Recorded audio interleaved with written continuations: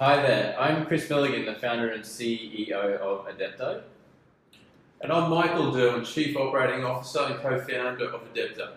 And this is the first in a series that we're calling Adepto Voices. We're pretty excited to actually come together with you today and give you some of our thoughts. And I guess before we start, we should give you a little bit of background about how we arrived here.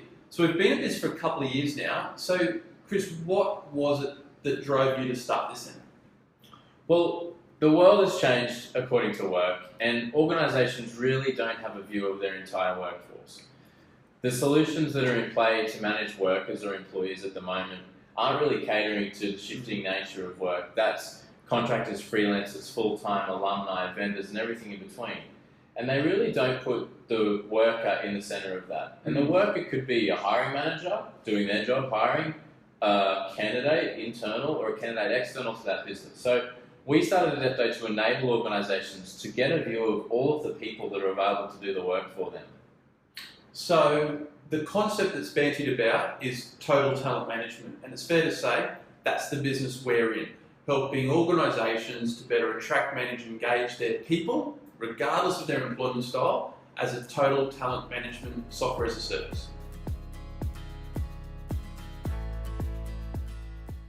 So as we enter the new year, on Adepto Voices today, we're bringing you the New Year resolutions. You know, one of the challenges I love about a resolution is whether you achieve it or not, it's something aspirational and it's worth fighting for. So we've got 5 for you today, and I'm going to kick off. Number 1, understand your organisational agility. So what is organisational agility? Well, being agile is your ability to move and respond to stimulus. And as an organisation, if we look at that corporately, how are you able to respond to the changing demands, particularly when it comes to your ability to deliver on customer expectations through your greatest asset, your people? So, rate yourself from 1 to 10. 1 is we are slow, bureaucratic, non-responsive, and inwardly focused, not customer focused. 10 would be we understand our customer, they are fans of our services and products, they love what we do and recommend us, our people love coming to work every day, and we have fantastic opportunities and dynamic engagement styles. So understand and be honest with yourself, where are you on that spectrum?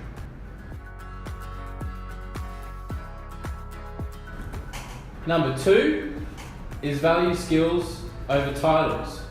If you're understanding somebody's experiences, are you looking at the job titles they've had or the experiences within those jobs? Are you looking at where they may be able to stretch to complete new pieces of work? Are you putting somebody in a role for 12, 24, 36 months? Or are you looking at the work that needs to be done on a frequent basis and then bringing the right people in to do that?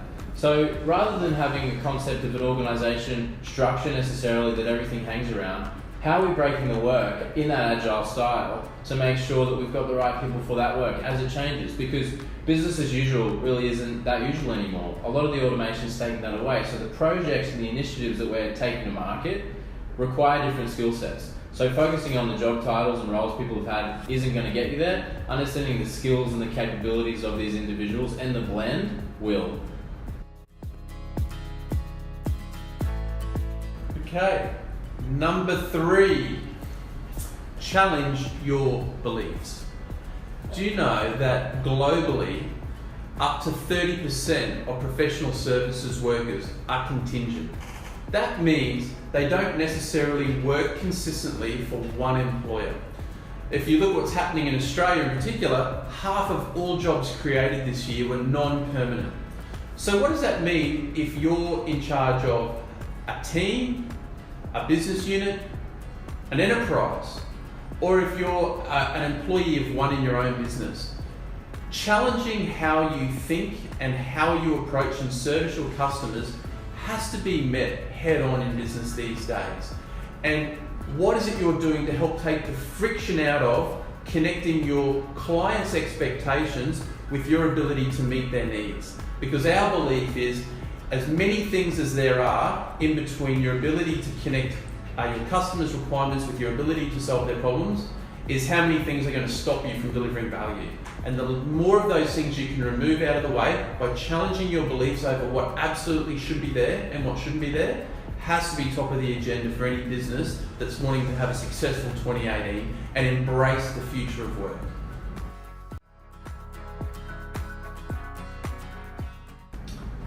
Number 4, move beyond compliance.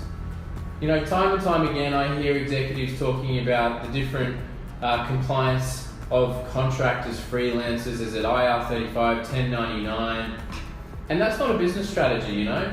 Finding the right people to do the work is the business strategy. Whether you're talking about build, buy, or borrow, that's secondary. Is this the right person to do the work?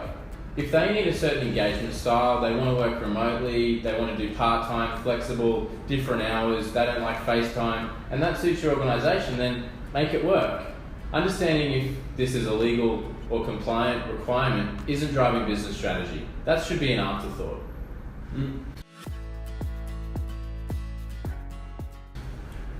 Number 5.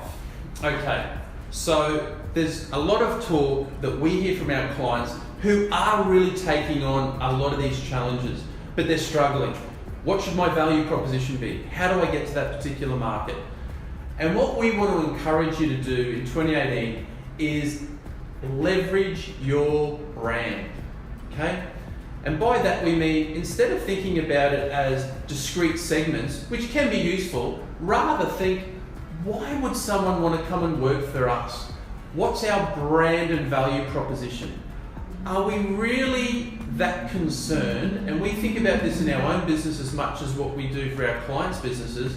Does it really matter that much what our competitors are doing? I'm not saying ignore them, but what I'm saying is you're far better off owning your brand and owning your space. If someone wants to come and work for you, they're probably willing to do it for less than going to work for one of your customers, because maybe you get the cooler jobs, maybe you have much greater engagement from your leaders and managers, maybe you've got great experiences and arrangements for perks or flexibility or job sharing. Whatever it is, you should own it, understand it, and leverage that, rather than fussing so much on what your competitors are doing. So in closing, our 5 New Year resolutions are to understand your organisational agility, challenge your business beliefs when it comes to your workforce, value skills over job titles, move away from client compliance as a business strategy, and leverage your brand. And on that note, Chris, we look forward to a fantastic year in 2018, supporting individuals and organisations and changing the way the world works.